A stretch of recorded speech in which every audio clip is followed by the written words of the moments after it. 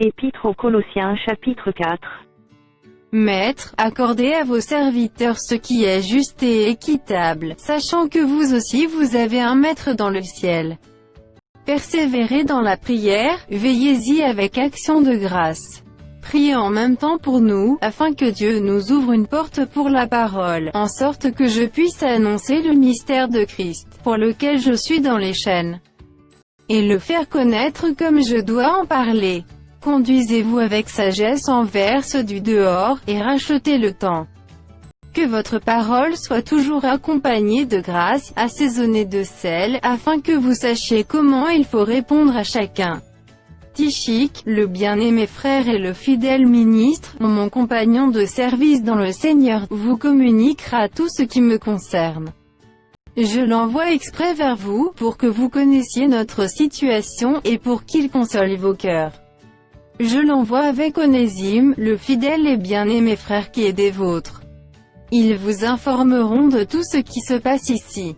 Aristarque, mon compagnon de captivité, vous salue, ainsi que Marc, le cousin de Barnabas, au sujet duquel vous avez reçu des ordres. S'il va chez vous, accueillez-le. Jésus, appelé Justus, vous salue aussi. Ils sont du nombre des circoncis, et les seuls qui aient travaillé avec moi pour le royaume de Dieu, et qui aient été pour moi une consolation. Épaphras, qui est des vôtres, vous salue, serviteur de Jésus-Christ. Il ne cesse de combattre pour vous dans ses prières, afin que, parfait et pleinement persuadé, vous persistiez dans une entière soumission à la volonté de Dieu.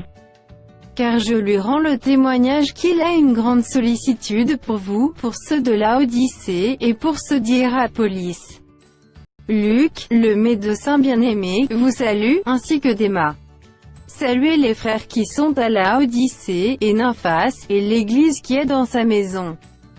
Lorsque cette lettre aura été lue chez vous, faites en sorte qu'elle soit aussi lue dans l'église des Laodicéens, et que vous lisiez à votre tour celle qui vous arrivera de Laodicée.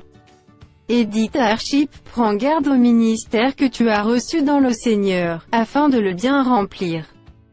Je vous salue, moi Paul, de ma propre main. Souvenez-vous de mes liens. Que la grâce soit avec vous.